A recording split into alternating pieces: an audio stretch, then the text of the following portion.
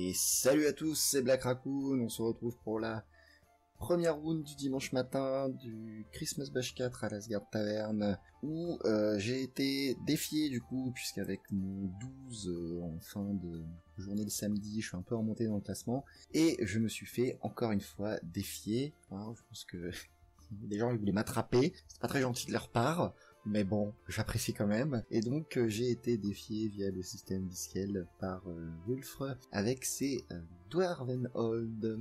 Alors, sa liste, il joue une Anvil pour les runes, un ingénieur avec l'arquebuse de 2 rois. Alors il joue un roi classique sur War Throne, là, qui fait des 3 PF, tout ça, tout le monde aime, et un autre, ce que je trouvais assez original sur le papier, qui est un 3 à pied qui balance 5 ou 6 pains, je sais plus, qui est là pour meuler dans l'infanterie, un Runic Smith pour avoir bien sûr toutes les runes en x2 par phase de magie. En base 2 x 25 Greybards d'état-major complet, en clan Thunder là, qu'est-ce que c'est que ça? Est-ce que le clan Thunder? Je ne sais plus. En tout cas 2 Steamcopters, un Organ Gun crafté donc pour F6, un canon et 6 Old Guardian état-major complet. Alors pour la table, nous sommes sur la table 14 du livre de règles, que le scénario de Noël.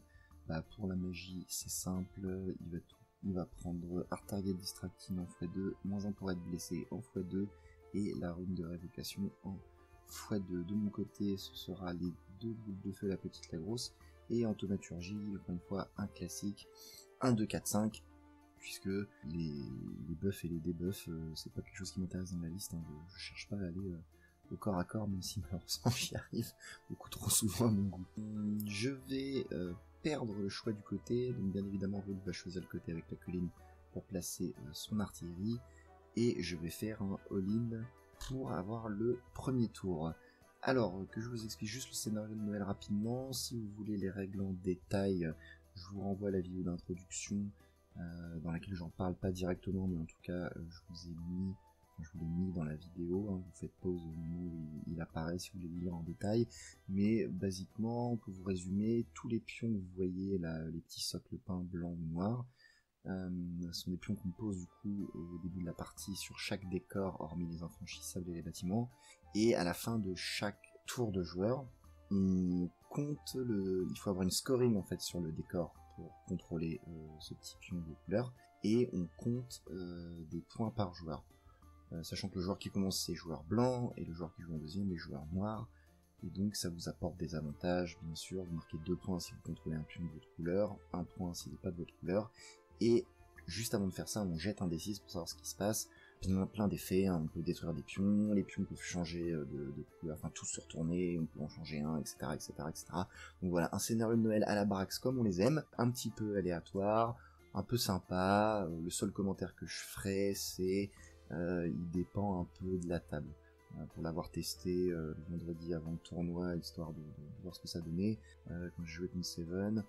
On était sur une diago aussi en déploiement, et en fait de mon côté je me suis retrouvé avec une maison, un enfant, un champ, et donc voilà, j'avais en fait qu'un décor dans ma zone de déploiement que je pouvais contrôler.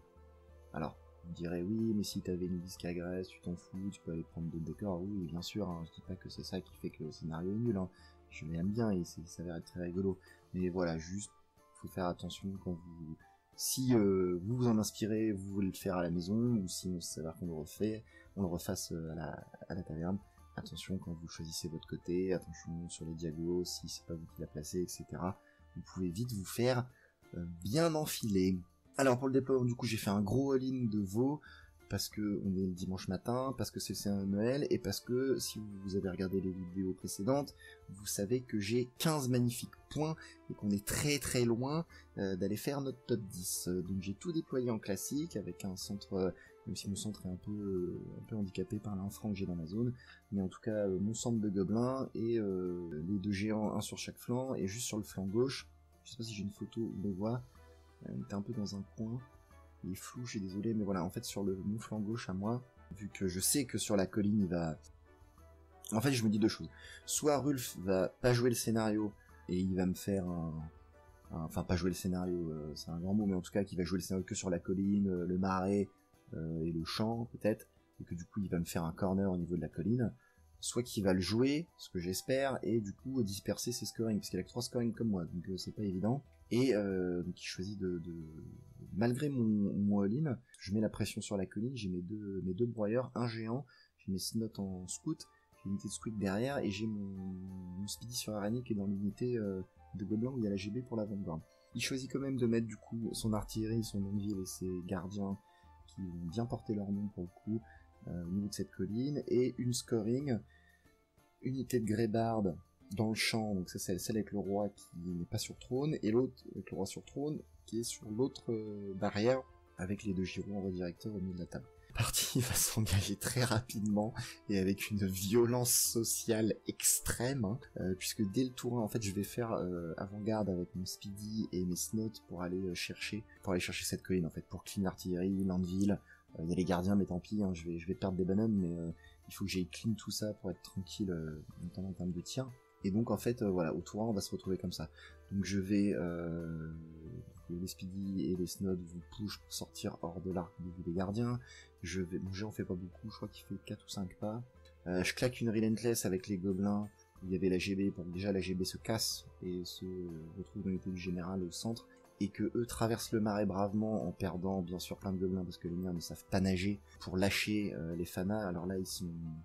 Sur la photo, c'est juste pour pas vous les lâcher parce qu'ils arrivent pas du tout ici, il y en a un qui va traverser. Et cette photo on voit bien, un des fanas, c'est parfait en fait, un des fanas à traverser, fait pas grand chose. Alors il touche pas le canon ward, il se place juste derrière à cause des règles de placement, mais je crois que dans les gardiens, peut-être il a mis un PV dans les gardiens, et c'est nickel en fait. J'en ai un qui est derrière qui va faire le bazar, un qui est devant pour que si les gardiens ils veulent charger à travers, ils vont se le prendre. Et en magie je vais être une grosse coche, puisque je vais mettre un petit blast dans le gyro que Wolf va laisser passer bien évidemment, je vais lui mettre un PV ou deux, et en fait à 3D je vais lancer une comète qui va passer, et lui malgré ses 4D il va pas la dissiper, donc je vais la mettre juste derrière, entre les deux machines de guerre, l'ingénieur qui est tout seul et le Longueville. Donc autant vous dire que tour 1, quand vous avez un objectif qui est d'aller bâcher, mettre du point, vous prenez tous les risques, parce que là c'est quand même très risqué, hein. J'ai une comète en jeu, j'ai deux fanas qui se promènent, j'ai un speedy qui est à portée, enfin qui est à portée, il serait à portée quand même, mais en tout cas qui a le canon war, il y a le canon, etc. Enfin, je joue vraiment le tout pour le tout. Là, il n'y a pas de... on va me dire, oui, mais tu vois, le canon war, il va te désosser, le canon, il va te désosser, je sais pas quoi. Mais ouais, non mais là, il faut y aller, il faut prendre, c'est le pari de la game. Et je l'ai pris dès le tour 1, et le fait que je passe une comète à 3D, ça m'aide et en même temps, ça me désavantage. Pour le reste de la table, ça va juste pousser tranquillement et prendre les objets. À son tour 1, il va avancer. Alors je m'attendais pas en fait, enfin je sais pas trop, je savais pas trop ce qu'il allait faire. Mais en fait il va sortir de... Alors l'unité avec le roi va quand même contrôler la barrière, avec le roi sur trône la barrière, et l'autre unité va push dans la forêt. Alors je m'y attendais pas, je pensais qu'il allait les temporiser, en fait de voir un peu ce qui allait se passer sur la colline, voire même de rabattre l'unité de Greybarde. Et en fait il sort complètement de son champ pour venir mettre la pression directe sur les deux unités de gobelins. Donc c'est un peu la PLS, hein, parce que s'il vient au corps à corps il va me désosser. Et en fait autour à sa phase de tir, je vais être infect, parce qu'en fait il va tirer... Alors l'organ gun va pas avoir de chance parce qu'il va faire... je crois qu'il fait 4 ou 5 tirs. Enfin il fait 4 ou 5 et ça fait que 8 tirs. Enfin, l'organ gun fait ce crack sur mon speedy. Et le canon tire à la mitraille, ce que je savais pas. Enfin, je sais qu'il y a la mitraille, mais je savais pas que la mitraille était AP4 par contre. Ça, je le savais pas.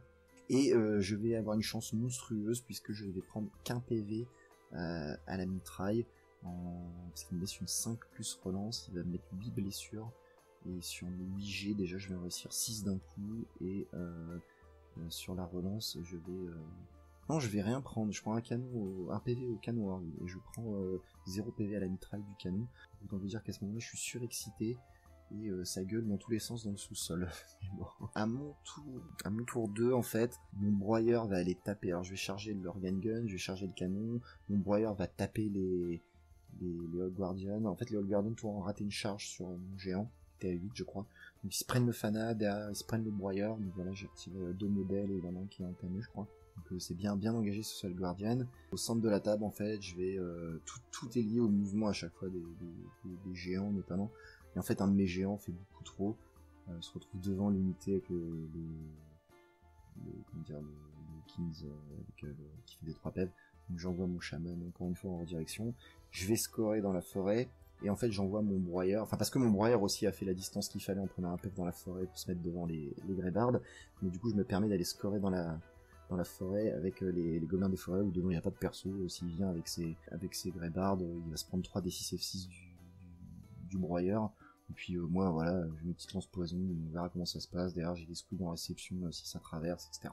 Et en magie, je vais rien faire d'extraordinaire, si ce n'est que la comète va tomber dès le tour 2, va faire un gros rayon, et pour la blague, elle va, en fait, voilà, ça c'est après la magie et les corps à corps, en fait la comète va tuer l'ingénieur, un seul PV au broyeur, va rien faire dans les gardiens, elle va mettre 2 PV dans l'anvil, va tuer des snots et le canon, et le canon noir, oui c'est ça. Tout est tué à la phase de magie en fait, j'ai même pas de corps à corps, et mon Speedy va se prendre 12 touches sur la comète, et un seul PV.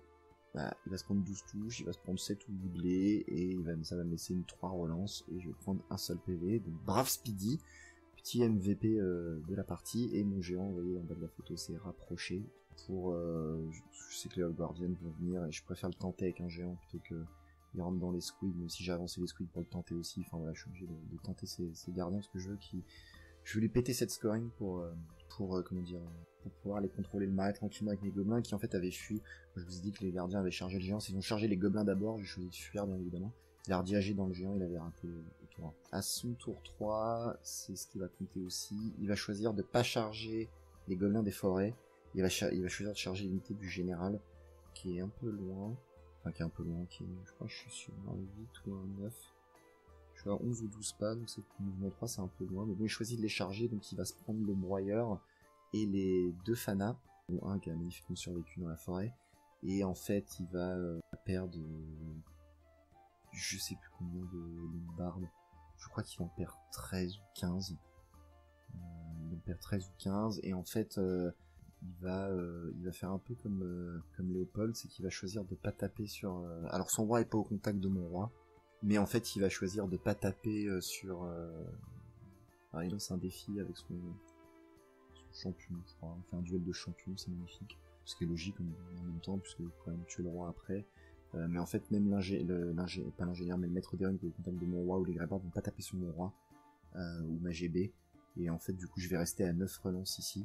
Perd de combo, je sais plus combien, hein, et oui, en fait, il perd que 13 ou 15 Greybards parce qu'il est sous -1 pour blesser. En fait, les Fana et le broyeur, ils peuvent pas...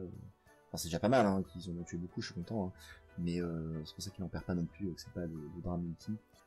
Et en fait, du coup, je vais rester... donc le reste de la partie, c'est que le flanc gauche, moi, j'ai clean la colline, l'anvil, etc. Je vais clean les gardiens avec entre les snots en redirection, le speedy qui reviendra dedans, etc. Et les petits squids qui sont en bas pour couvrir les gobelins qui scorent. Et en fait, voilà comment on va se retrouver à un moment que les gobelins en tenant contrecharger, enfin je vais contrecharger avec mes squigs, unités qui se retrouvent toutes seules, parce qu'en fait alors si je peux contrecharger, c'est qu'il y a une raison aussi, c'est que j'ai tenté, voilà, j'ai une photo, c'est magnifique, la charge de flanc de mes 30 gobelins des forêts dans l'unité du roi sur trône. Alors j'ai pas le choix, c'est ce qui me permet de dégager le chemin pour les squigs, donc j'ai rentré ça en wag. Et puis je me dis, bon bah voilà, charge de flanc, bon ok, le roi a beaucoup d'attaques, mais je pars avec quelques bonus fixes, je suis en bulle, je peux tenir, mon but c'est juste de les lock. Et en fait, il va me remballe, il va me mettre en full avec son roi et ses Greybards qu'il y a derrière. Moi, je lui en tue juste un, malgré mes 16 points poison. Et je vais me faire remballe et ils vont fuir. Et là, peut-être, petite erreur de Rulf, il choisit de pas poursuivre. Il se reforme pour aller tuer le géant derrière. Il s'était infiltré, et je pense qu'il aurait été mieux à poursuivre, parce que là, s'il poursuivait, il revenait dans la game. Enfin, dans le centre, en tout cas, et c'était la PLS pour moi. Et en fait, du coup, bah, je prends bien sûr les unités de Greybard. Alors c'est assez drôle parce qu'en fait il reste le champion qui était en défi contre mon chaman. En fait en fuyant, vu qu'on a résolu les gobelins des forêts avant, il se retrouve à fuir à travers les gobelins des forêts. Alors je sais pas si on l'a bien fait là par contre, parce que peut-être si t'es en fuite, tu ne fais pas de test de terrain dangereux, mais en tout cas c'est comme ça qu'on l'a fait, mais ça l'arrange, puisqu'en fait il y a que le champion qui va mourir en terrain dangereux dans les gobelins des forêts. Et du coup il va pouvoir se rallier à commandement 10. Puisqu'il a plus de... Enfin, c'est une unité de perso et plus de unité mixte en fait. Donc voilà, donc c'est gobelins des forêts jusqu'au bout. Encore une fois, si on l'a bien joué, hein, je vérifie dans les règles, mais voilà, il se retrouve... Mais bon, j'ai pris les Greybards, et le reste de la partie va être très simple, hein. Moi, voilà, comme je disais, je vais aller prendre les Hall Guardian avec mon Speedy et mes Squig, et le roi sur trône va tuer le géant à l'autre bout de la table, se reformer pour mettre des points sur les objets, et comment dire, ça va continuer un peu dans une bonne partie, hein, beaucoup de trucs rigolos, parce qu'en fait, à mon tour 6, que je joue le premier, pour l'anecdote, mon broyeur qui était à gauche va revenir taper je vous jure que c'est vrai, en mouvement aléatoire, il va venir taper mon Speedy, et il va rien lui faire. Enfin, il va rien lui faire, il va lui mettre des blés, mais je vais sauvegarder. Encore une chance monstrueuse de ce Speedy sur araignée. Et je vais, voilà, petite photo, l'ingénieur, enfin le Runic Smith et le roi qui sont en bout de table. Au tour 6, je vais leur caler un 7 touches de force 7 de la thaumaturgie. Alors je vais rien faire sur le roi. En répartition, je mets 3 sur le Runic Smith et 4 sur le roi. 4 sur le roi, je fais rien parce qu'il sauvegarde à l'invue. Et sur le Runic Smith, je mets 2 blés. Et ça lui laisse, parce que malgré la force, peu importe, c'est que AP3, et ça lui laisse 2 save à 6, et il me claque son double 6, donc je tue pas le Runic Smith. C'est d'une tristesse sans nom. Et voilà, petite photo des champions de cette partie. Et pour ce qui est du scénario, parce que à chaque tour, j'ai pas pu vous résumer, mais en fait, on s'est nulé pendant 3 tours. On avait chacun des pions qui se nulaient. Ensuite, Rulf a pris un peu l'avantage, j'ai pris un peu l'avantage, et en fait, une fois que avec les jets de dés, tous mes pions sont devenus blancs, et que j'avais à chaque tour 5 et 6, en fait, j'avais 3 scorings sur 3 pions blancs, donc je marquais 6 points par fin de tour. Donc j'ai marqué 24 points tour 5 et 6, ce qui m'a permis de remporter le scénario, donc victoire 13-7 à la bâche, et grâce au scénario, 16-4, continue la remontée. Je suis très content de cette partie, on a bien rigolé, hein. GG à toi Rulf, si tu regardes cette vidéo, GG à ton Runic Smith et à ce roi qui survive, tout comme mon roi au nom des forêts. Voilà, je suis très content, c'est de 0, 3, 12, 16, je fais mes comptes, ça m'arrive rarement, mais là j'ai compté, et il faut que la dernière partie, il faut que je mette une grosse bâche si je veux espérer faire mon top 10, mais ça, vous le saurez dans la prochaine vidéo.